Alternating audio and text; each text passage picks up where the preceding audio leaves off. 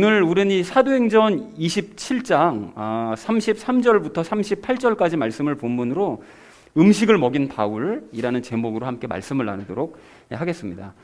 자, 우리가 그 지난주에 그 사람들을 버려두고 배를 탈출하려고 했었던 그 선원들의 이야기를 우리가 함께 나눴습니다. 그래서 그 이야기를 우리 함께 나누면서 두 가지 이야기를 지난주에 나눴거든요. 첫 번째 나눴던 이야기가 무엇이었을까요? 남을 위해 살자. 그렇습니다. 그 지난주에 그 선원들은 자기들만 살기 위해서 이제 배를 버리고 사람들을 버리고 이제 탈출을 시도를 했었는데요. 근데 사실 이게 영적으로도 이와 비슷한 모습들이 지금도 나타나고 있다고 그랬었죠. 그래서 교회를 다니는 그런 교인들이 자기만 구원받으면 그만이다. 남들은 뭐 구원 받든지 말든지 신경도 쓰지 않고 자기만 살려고 하는 사람들, 이런 사람들이 있다고 그랬죠. 근데 역사적으로도 사실 유대인들도 그랬는데요. 유대인들도 선민의식, 또 자기들만 이제 선택받았다는 그런 생각을 가지고 남들이 죽든 말든 구원을 받든 말든 그냥 우리만 살면 그만이다 라고 생각했던 그런 이제 유대인들이 있었고, 그에 대한 아주 그 최극단에 서 있었던 사람, 그 야곱을 우리가 예를 들었었죠. 그리고 성령님 세례받기 전에 제자들도 이제 같은 상태였었다. 그런데 우리의 신앙 선배들, 즉 성령님 세례를 받고 진짜 그리스도인이 된 사람들 중에는 그 어느 한 명이라도, 단 한 명이라도 남이 구원을 받든지 말든지 나만 구원받으면 그만이다 라고 생각한 사람은 한 명도 없었다 라고 말씀을 드렸었죠. 도리어 그들은 핍박 중에도 한 명이라도 더 건져내기 위해서 그 모든 노력을 다했다라고 말씀을 드렸습니다. 그래서 남을 위해서 살아가고 남의 생명에 관심을 갖는 사람이 진짜 그리스도인이다. 그러니까 우리가 진짜 그리스도인이 맞다면 다른 사람들의 생명을 건지는 일에 우리가 마땅한 관심을 갖자라는 얘기를 첫 번째로 함께 나눴습니다. 자, 그런가 하면 우리 두 번째로 나눴던 이야기가 무엇이었을까요? 열매를 보이며 살자.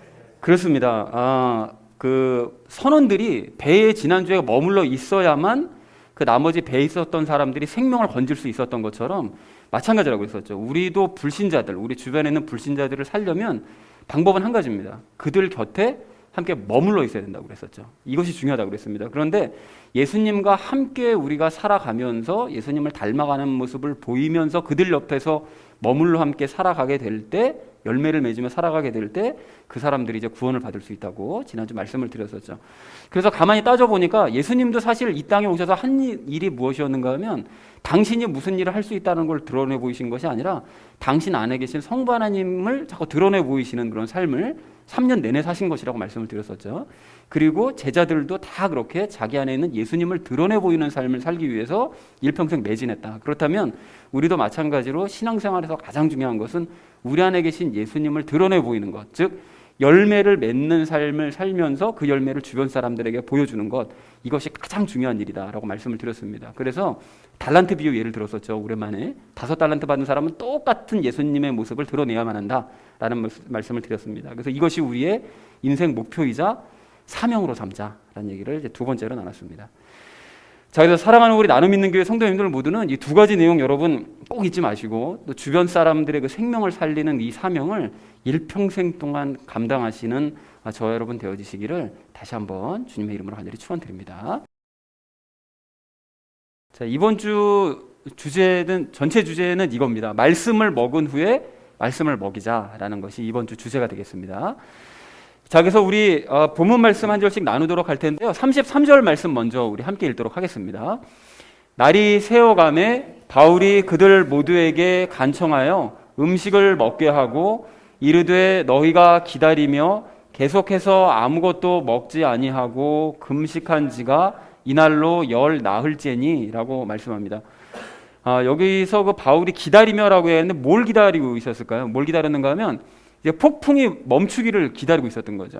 계속해서 그 14일 동안 그 계속되는 이런 바람, 혹독한 시련을 겪고 있었기 때문에 멈추기를 기다리고 있었던 건데, 그 폭풍이 시작된 이후로 정말 아무것도 사람들이 이제 먹지를 못하고 있었습니다. 근데 안 먹고 싶어서 안 먹은 것이 아니라 죽음에 대한 두려움 때문에 음식을 먹을 마음도 없었고 그 먹을 겨를도 없었던 거죠. 살기 위해서 어떻게든 해봐야 했었으니까요. 자, 그래서 33절 말씀을 이렇게 정리할 수 있겠는데요. 날이 새어갈 때 바울은 사람들에게 음식을 먹으라고 간청하면서 폭풍이 멈추기를 기다리며 아무것도 먹지 않은 지 벌써 14일이 지났다라고 사람들에게 이제 알려주는 그 일을 했다는 것이 33절의 의미가 되겠습니다. 자, 이어진 34절 말씀 우리 함께 읽겠습니다. 그러므로 청하건대 음식을 조금 먹으라. 이 일이 너희의 건강을 위하느니라. 또 너희 중에 어떤 사람의 머리에서 머리털 하나도 떨어지지 아니하리라 라고 말씀합니다. 너희의 건강을 위한다고 지금 바울이 얘기하는데요. 만약에 모두가 앞으로 이제 뭐 이렇게 폭풍에 시달리다가 배가 파손돼서 다 죽을 거다, 그렇게 된다면 굳이 뭐 먹지 않아도 될 거다, 어차피 죽을 거니까. 하지만 하나님께서 말씀하신 것처럼 반드시 우리 모두가 다 살 것이기 때문에 우리가 뒷일을 생각해서 먹어두어야 된다라고 이제 바울이 얘기를 한 거죠. 그러니까 일종의 희망의 메시지를 이제 전한 것입니다. 먹기 싫더라도 먹어라. 이제 우리가 다 살 거다. 그러니까 이제 뒷일을 생각해서 먹자라고 이제 권면을 하고 있습니다. 자, 그리고 머리털 하나도 땅에 떨어지지 않는다는 이 표현은 이제 성경에서 이제 종종 이 표현을 볼 수가 있는데요. 이제 하나도 다치지 않을 것이라는 그런 의미입니다. 그래서 뭐 사무엘상 14장 15절 요나단에 대한 말씀도 그렇고, 열왕기상 11장 52절이요 아도니아에 대한 얘기도 그렇고요, 누가복음 21장 18절에 신약 성경에서도 예수님께서 하나도 다치지 않는다라는 그런 의미로 이 표현을 이제 종종 쓰시니까요. 참고하시면 좋을 것 같습니다. 자, 그래서 34절 전체 의미를 이렇게 정리할 수 있겠는데요. 바울은 건강을 위해 음식을 먹으라고 권면한 뒤 아무도 다치지 않을 것이라고 다시 한번 선포했다라는 것이 34절의 의미가 되겠습니다. 자, 이어진 35절 말씀 우리 함께 읽도록 하겠습니다. 이렇게 말하고 그가 빵을 취하여 그들 모두 앞에서 하나님께 감사드리고 그것을 떼어 먹기 시작하매 라고 되어져 있습니다. 여기 빵을 취해서 모두 앞에서 하나님께 감사드리고 떼어 먹기 시작했다. 이게 무슨 장면이 떠오르시죠? 이게 성찬식이 떠오르죠. 그래서 이게 딱 성찬식이 생각나는데, 실제로 바울은 이제 그런 마음으로 빵을 나눴을 것입니다. 거기 있는 사람들은 사실 아직까지 다 예수님을, 동료들 빼고는 나머지는 다 예수님을 믿는 사람이 없었는데, 이제 앞으로 이들이 이제 믿게 될 것을 알았기 때문에 바울은 천사를 통해서 그 음성을 들었기 때문에, 그래서 이제 미리 성찬식을 하는 마음으로 빵을 나눴겠죠. 자, 그래서 35절의 의미를 이렇게 정리할 수 있겠습니다. 바울은 말을 마친 뒤 빵을 취하여 하나님께 감사 기도를 드렸고 그것을 떼어서 나눠 먹기 시작했다라는 것이 35절의 내용이 되겠습니다. 자, 이어진 36절 말씀 함께 읽겠습니다. 그때 그들도 다 기운을 내어 음식을 조금 먹으니라 라고 되어 있는데요. 이제 그들도 다 기운을 냈죠. 그러니까 배 안에 있던 사람들은 바울의 말에 이제 용기를 얻었고 이제 음식을 조금씩 먹기 시작했다는 거예요. 그러니까 그 전까지는 뭐 만사가 다 귀찮은 거죠. 이제 언제 죽을지 모르는데 뭐 먹어서 뭐 하냐 막 이런 생각을 하고 있었겠지만, 바울이 확신하게, 확신 있는 그런 말로 이제 선포를 하면서 다 살 거니까, 다치지도 않을 거니까 걱정하지 말아라라고 선포하니까 이제 용기를 얻고요. 그래서 이제 밥을 조금씩 먹기 시작했던 거죠. 자, 그래서 36절 의미를 이렇게 정리할 수 있습니다. 사람들은 모두 기운을 내어 음식을 먹기 시작했다라고 정리할 수 있겠습니다. 자, 이어진 37절 말씀 우리 함께 읽도록 하겠습니다. 그 배에 있던 우리는 전부 276혼이더라 라고 되어 있습니다. 별로 내용은 어렵진 않은데, 여러분 여기서 이 혼이라는 표현에 좀 주목하실 필요가 있는데요. 그 성경을 보면 이 개역 한글 성경에는 혼에 대한 얘기가 없습니다. 거의 안 나왔던 걸로 기억하거든요. 그런데 그 흠정역 성경에는 종종 혼이라는 표현이 나오는데, 그것이 이제 그때마다 의미가 조금씩 다르거든요. 근데 그 사람 자체를 가리킬 때 혼이라는 표현을 종종 써요. 이게 왜 그런 건가 하면 혼이 사람의 전인격을 나타내기 때문에 그렇습니다. 그러니까 어떤 한 사람의 그 어떤 이미지잖아요. 그러니까 어떤 사람의 이름을 떠올리면 그 사람은 대충 이런 사람이야 라는 그 개인이 갖고 있는 그 이미지가 그 사람의 혼입니다. 그러니까 그 사람의 영과 그 육신의 그 어떤 그 모든 것들이 종합돼서 나오는 그 드러나 보이는 바로 그 모습, 그것이 이제 혼이기 때문에 그 성경에서는 혼을 일반 사람을 가리킬 때도 이제 종종 사용한다 라고 이해하시면 되겠습니다. 자, 그래서 37절의 의미를 이렇게 정리할 수 있겠는데요. 배에 타고 있던 인원은 모두 276명이었다라고 정리할 수 있겠죠. 자, 그리고 마지막 38절 말씀 우리 함께 읽도록 하겠습니다. 그들이 충분히 먹고 배를 가볍게 하며 밀을 바다에 버리니라 라고 되어져 있습니다. 자, 그래서 밀을 바다에 버렸다고 되어져 있는데요. 이게 사실 생명줄이라 할 수 있는 그 밀이잖아요. 이게 이제 만약에 사람들이 우리가 이제 뭐 먹기도 싫다, 어차피 죽을 거니까라고 생각하고 있었다면 이제 뭐 포기했었을 테지만, 바울의 말에 용기를 얻어서 다시 이제 음식을 먹기 시작했다는 것은 살 수 있다는 소망을 가졌다는 얘기잖아요. 그런데 밀을 바다에 버리려고 하면 아이고 또 언제 폭풍이 끝날지도 모르는데 그걸 버려야만 하나 뭐 이런 생각을 가진 사람이 있었을 수도 있는데, 이걸 버렸거든요. 이제 버렸다는 것은 이런 의미가 있는 거죠. 무사히 육지에 곧 도착할 것이라는 그 바울의 말에 대한 믿음, 그 믿음 때문에 그 밀을 기꺼이 버릴 수 있었다라는 것을 우리가 좀 확인하실 필요가 있을 것 같습니다. 자, 그래서 38절 전체 의미를 이렇게 정리할 수 있겠는데요. 배에 있던 사람들은 충분히 먹은 후에 배를 더 가볍게 했고 이제 밀도 바다에 버렸다. 모든 남은 것들을 이제 다 버린 거죠. 예, 그리고 이제 안전하게 육지에 상륙할 것만을 기대하고 있었던 것입니다. 자, 그래서 오늘 본문 말씀을 이렇게 총 정리할 수 있겠는데요. 바울은 금식한 지 14일이 되었다고 알리면서 아무도 다치지 않을 것이므로 건강을 위해 음식을 먹으라고 이제 권면을 했다라는 것이 34절까지의 내용이고요. 바울은 하나님께 감사드리면서 빵을 나눴고 사람들은 빵을 먹기 시작했다라는 것이 36절까지의 내용이 되겠습니다. 그리고 배에 있던 총 인원은 276명이었는데 모두 충분히 먹은 후에 밀을 바다에 버렸다라는 것이 38절까지의 내용이자 오늘 본문 전체의 내용이 되겠습니다.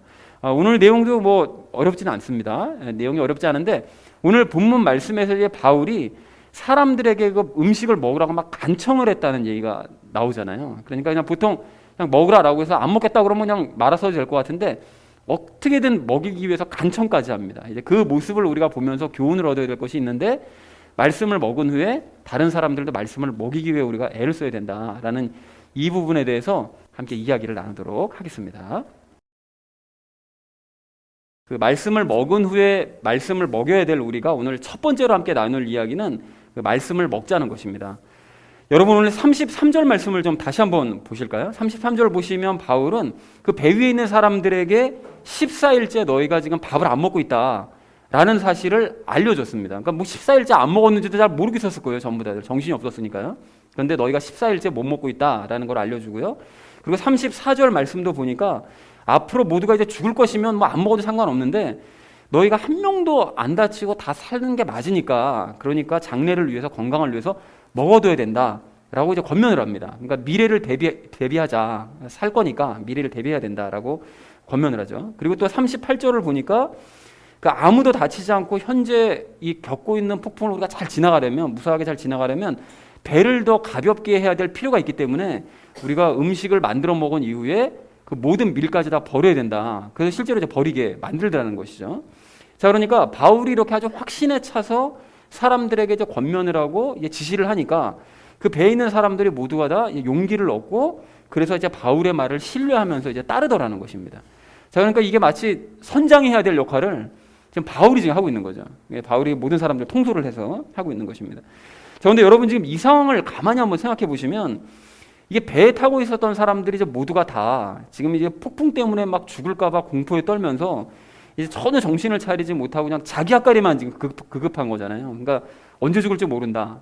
또 뭐 어떻게 될까? 이것만 자기 생각만 하느라고 정신들이 없는데 바울은 그럼 어떻게 해서 이렇게 냉정하게 현재의 상황을 분석하고 지금 파악하고 있고요. 14일째 안 먹었고 어떻게 해야 되고 뭐 이런 걸 어떻게 알고 있으며 남의 건강을 생각하면서 이렇게 위로를 해주고 또 미래를 대비하는 그런 지혜까지 어떻게 발휘할 수 있었느냐.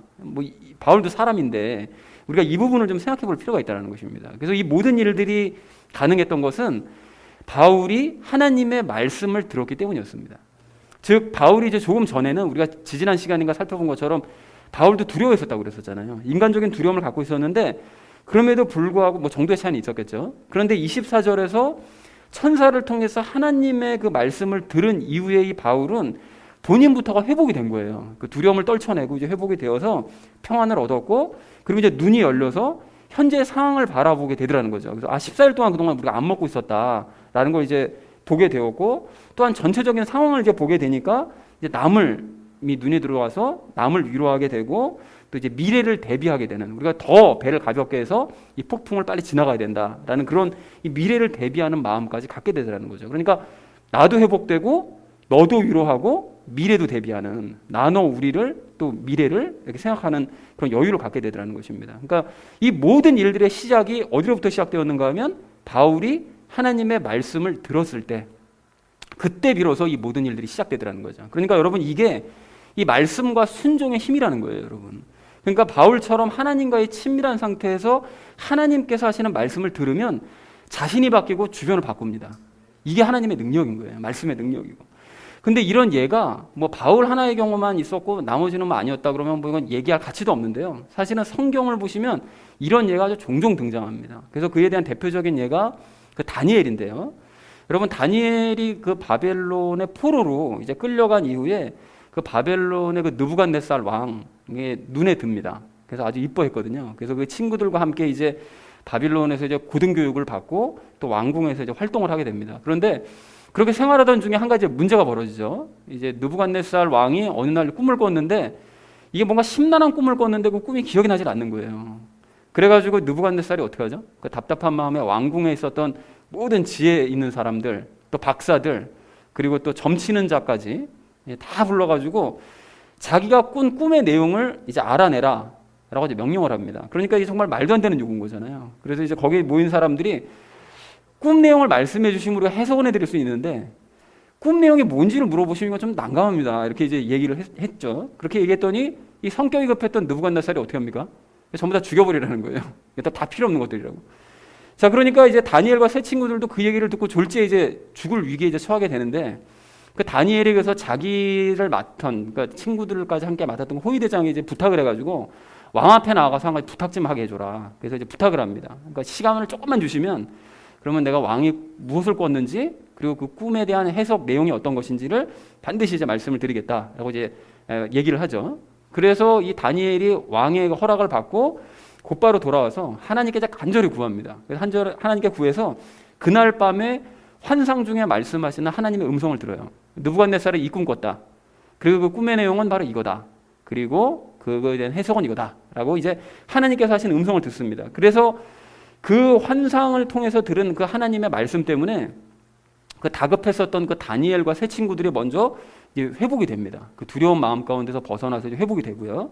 그리고 또 하나님께서 말씀해 주신 그 해석을 통해서 그 현재 상황을 파악하게 된 거예요. 아, 지금 느부갓네살의 꾼 꿈의 내용이 이제 이런 것이고 앞으로 이제 장차 이런 일이 벌어지게 되는구나라는 이 모든 상황을 파악하게 되고 그것을 왕에게 전달함으로써 왕을 비롯한 모든 사람들에게 그 위로의 마음을 준 거예요. 왕도 그 자기가 심란했던 꿈이 무슨 내용이었는지 기억이 나고 그리고 이제 그것이 앞으로 무슨 뜻이라는 것까지 알게 되니까 속이 시원했을 거잖아요. 그리고 또 모두 죽음의 위기에 처했었던 그 수많은 사람들이 전부 다 위로를 받게 되는 거죠. 그리고 또한 바빌론 제국에게 장차 앞으로 일어날 일이 이제 어떤 일입니다라는 걸 이제 미리 알려줘서 그 일을 이제 대비하게 만들어 주시더라는 것입니다. 그러니까 바울이 방금 보였었던 그 체험했었던 그 말씀의 능력이요. 내가 먼저 회복이 되어지고 주변 사람들을 바라보고 그들을 위로하고 회복시키고 그리고 이제 장래 미래 일을 대비하게 하는 이 모든 일들이 다니엘에게도 똑같이 일어나더라는 거죠.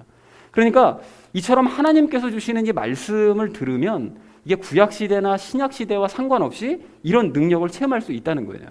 그런데 그렇지 않은 예들도 있습니다. 그러니까 즉 이런 하나님의 말씀을 듣지 않아서 하나님의 능력을 체험하지 못하는 예가 많은데 사실은 성경에는 이런 얘기들이 훨씬 더 많아요. 듣지 않아서 능력을 체험하지 못한 예가. 그래서 그에 대한 대표적인 예가 뭐 열왕기서를 보시면 거기 보면 뭐 그런 왕들이 수도 없이 그렇게 그냥 말씀을 안 들었죠. 능력 체험하지 못했는데 그 요즘 우리가 큐티하고 있는 그 예레미야서가 또 대표적인 예입니다. 여러분 그 예레미야가 어느 고향이 어디라고 그랬었죠? 아나돗이라고 그랬죠. 아나돗. 근데 아나돗 사람들이 지난 그 수요 큐티 본문을 보니까 그 아나돗 사람들이 무슨 짓을 하죠? 그 예레미야가 하는 얘기가 이렇게 좀 좋은 얘기가 없잖아요. 유대인들 뭐 망한다, 멸망한다, 저주받고 막 맨날 이런 얘기만 하니까 그 말이 듣기가 싫다는 거예요. 그래가지고 이 사람들이 어떤 일을 하는가 하면 계략을 꾸며서 그 예레미야를 죽이려고 해요. 친척들까지 거기 동참을 합니다. 그러니까 이게 얼마나 황당한 얘기예요, 사실은 진짜. 그래서 그걸 죽이려고 하는데 그러니까 죽기 싫으면 하나님의 이름으로 자꾸 얘기하지 말라는 거예요. 그러니까 하나님의 말씀을 이 사람들은 안 들으려고 한 정도가 아니라 그냥 하나님의 말씀을 얘기하는 그 대언자를 죽임으로써 하나님의 말씀을 원천 차단해 버리려고 이제 하더라는 것입니다. 그러니까 이런 식으로 하나님의 말씀을 거부하니 하나님의 능력이 나타날 수가 없잖아요. 이제 그러니까 아까 전에 그 다니엘이나 바울에게 일어났던 것과는 완전히 반대 현상이 일어납니다. 그러니까 유대인들이 스스로 회복되지를 못해요. 마음이. 그 불안한 마음에서 회복되지를 못하고 자신의 현재 상황을 파악하지 못하니까 자꾸 이집트만 의지하려고 하는 거예요.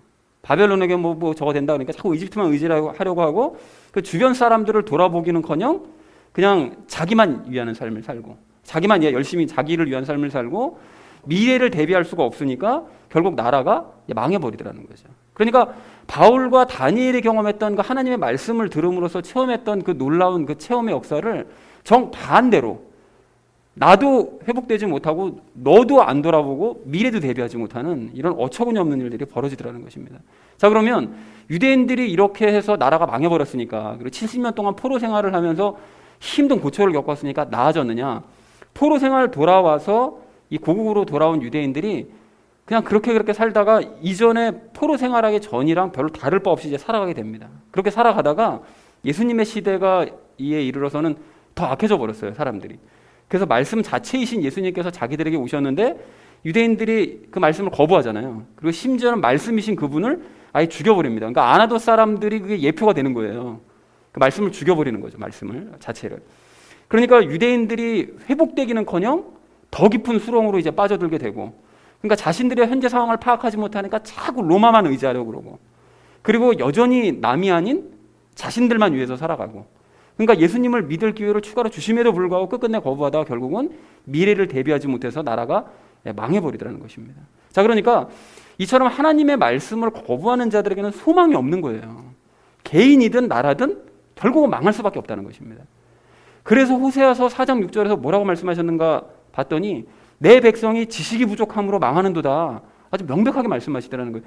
말씀을 안 보니 하나님에 대한 지식이 부족하고 그러니까 너희가 망할 수밖에 없다. 아주 너무 단순한 원리라는 거죠. 자, 그런데 이런 역사가 안타깝게도 지금도 똑같이 반복되고 있습니다. 이 시대 이 교인들의 가장 큰 특징이 제가 종종 말씀드리죠. 철저하게 말씀을 안 봐요. 철저하게 말씀 안 봐요. 제가 방금 강조한 것처럼 하나님의 말씀에 순종을 해야, 듣고 순종을 해야 이게 하나님의 능력을 이제 체험할 수 있는데 말씀만 빼고 다 해요. 기도도 하고 뭐 봉사도 하고 전도도 하고 부흥회도 다니고 뭐 기도회도 다니고 다 할 거 다 하거든요. 정말 열심히들 낸다고요. 그런데 말씀만 안 봐요. 그리고 말씀을 안 볼 것 같으면 좀 듣기라도 해야 되는데 제가 항상 강조하듯이 성경을 보는 게 제일 중요합니다. 자기 눈으로. 그리고 이제 설교는 그 다음인데, 그러면 말씀을 자기가 아예 안 볼 것 같으면 설교라도 좀 열심히 들어야 되는데 그것도 잘 안 듣는다는 거죠. 그래서 목사가 뭐 듣기 싫은 소리 하면 장로들이 모여서 목사를 쫓아내요. 그리고 그것이 안 될 것 같으면 본인들이 나가버립니다. 그래서 우리 교회가 장로를 안 두는 걸까요? 제가 듣기 싫은 소리 하면 그냥 쫓아내버린다는 거예요. 그러니까 그런 식으로 말씀을 노골적으로 거부하는 거예요. 그러니까 아나도 사람들, 또 예수님을 죽인 바리새인들, 다를 게 하나도 없는 거죠. 근데 그렇게 말씀을 보려고도 하지도 않고 들으려고도 하지 않으니까 그런 사람들의 삶에 하나님의 능력이 나타날 수 있느냐? 전혀 나타날 수가 없는 거죠. 그래서 그런 사람들의 삶에 회복이 없어요. 늘 불안하고 걱정하고 염려하고 두려워하고 이게 떠나질 않고요. 그리고 현재 상황을 파악하지 못하니까 자꾸 돈과 사람을 자꾸 이제 의지하려고 그러고, 그리고 남이 아닌 자기만 위해서 살아가려고 하고, 그리고 미래를 대비하는 방법을 모르니까 이게 망하는 줄도 모르고 계속 이제 망해가더라는 것입니다. 그러니까 이게 바울과 다니엘과는 이제 정반대 상황. 그러니까 유대인들이 겪었던 상황과 똑같은 상황을 지금 이 시대 많은 수없이 많은 교인들도 똑같이 겪고 있더라는 거예요. 그러니까 이게 제 말이 틀린지 여러분 이 교회의 지금 상황을 한번 보세요. 주변에 그 다른 교회 다니시는 분들 그 교인들의 상황을 보시라고요. 망해가고 있다는 걸 자기들만 모르고 있어요. 그 교회 내에서만 모르고 있다니까요. 나머지는 다 알고 있는데. 그러니까 요즘 어떤 사람들이 이게 개신교를 좋아합니까? 완전히 망해가고, 전체적으로도 망해가고 있는 거죠. 자, 그런데 이런 상황을 여러분 여기서 중요한 점, 이걸 좀 냉철하게 좀 따져보시잖아요. 좀 객관적으로 한 걸음 뒤로 물러서 전체 상황을 이렇게 냉철하게 보시면 이런 상황이 특별할 것도 없어요, 사실은. 이게 이스라엘 역사까지 모두 통틀어서 봤을 때 하나님을 믿는다고 하는 사람들 중에 대부분의 사람들이 사실은 하나님의 말씀을 보지도 않고 듣지도 않았어요. 이게 막 하루 이틀 일이 아니라는 거예요. 그러니까 옛날서부터 똑같은 일이 반복돼서 보지 않고 듣지 않아서 그 사람들, 대부분의 사람들이 망해버렸고요.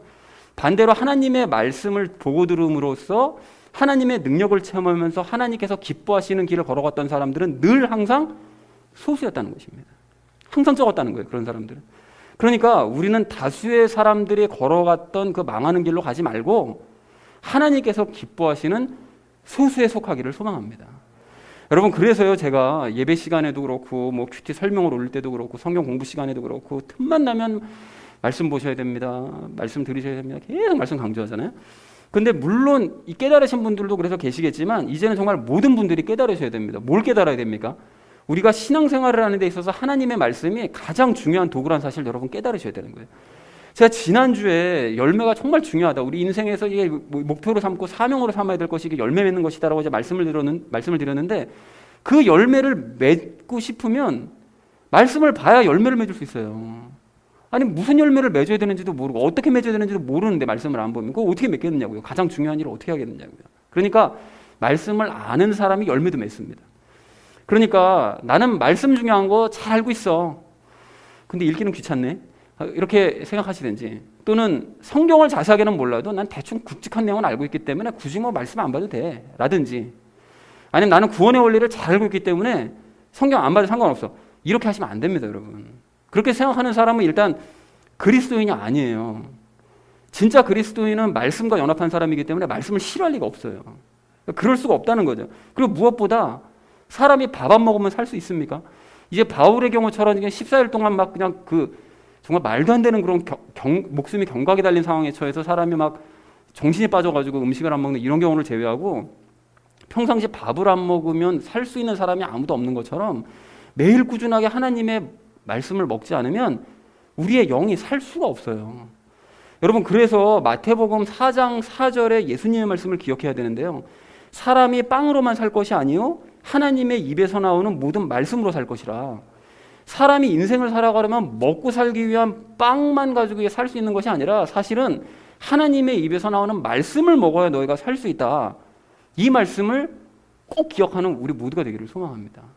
사랑하는 우리 나눔 있는 교회 성도님들 모두는 오늘 본문 말씀을 꼭 기억하시기 바랍니다. 여러분, 현재 내가 지금 뭐 경황이 없어서 또는 뭐 밥맛이 없어서 내가 음식을 먹기가 싫다 할지라도 건강을 위해서는, 또 미래를 위해서는 음식을 먹어야 되는 거잖아요. 먹기 싫어도 때로는 건강 생각해서 먹잖아요. 그것처럼 성경 말씀을 정말 먹기 싫더라도, 읽기 싫더라도 우리 영의 건강을 위해서, 미래를 위해서 하나님의 말씀은 정말 매일매일 드셔야 됩니다. 그리스도인은 마땅히 당연히 그렇게 해야 되는 사람들인 거예요. 그래서 나 자신이 먼저 회복되고, 그리고 말씀을 통해서 현재 상황을 읽는 눈이 열리고, 그래서 내가 아닌 주변 사람들을 돌아보면서 그들을 위로하는 마음의 여유를 가지고 또 미래를 대비하는 능력을 체험하는 우리 모두가 되기를 간절한 마음으로 소망합니다. 여러분, 그래서 하나님의 말씀을 거부한 다수가 아닌 말씀을 정말 사모하는 소수 그룹에 속하는 저와 여러분 되어주시기를 주님의 이름으로 간절히 축원을 드립니다. 자, 말씀을 먹은 후에 말씀을 먹여야 될 우리가 오늘 두 번째로 나눌 이야기는 말씀을 먹이자는 것입니다. 여러분, 오늘 33절 말씀을 이렇게 보시면 바울은 사람들에게 음식 먹으라고 간청을 해요. 이게 간청을 했다는 것을 봤을 때 사람들이 배는 고프지만 지금 음식을 안 먹으려고 그랬었다는 거잖아요. 그러니까 막 잘 먹어야 된다고 간청한 거잖아요.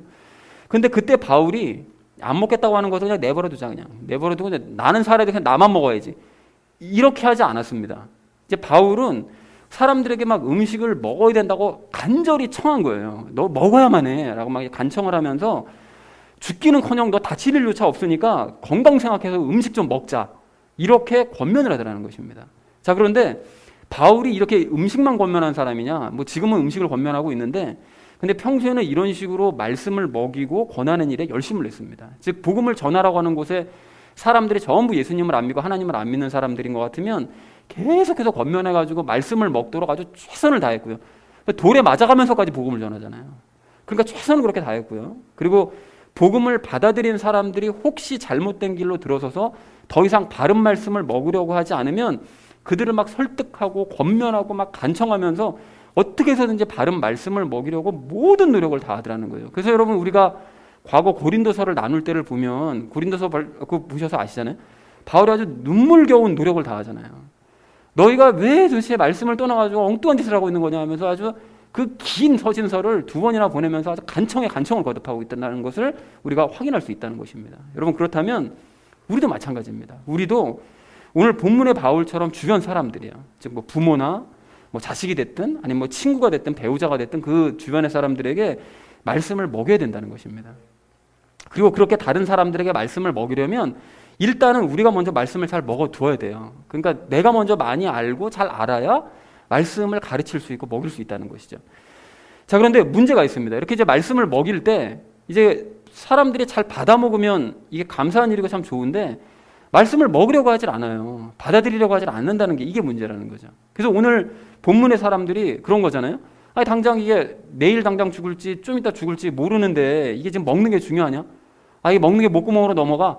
이제 이렇게 생각했던 것처럼 불신자가 됐든 교회를 다니는 교인들이 됐든 대부분의 사람들이 먹고 살기에도 바빠 죽겠는데 무슨 말씀을 보느냐고. 아, 이게 말씀이 읽히겠느냐고. 도리어 말씀 보라는 사람한테 막 면박 주고 도리어 거부해버린다는 거예요.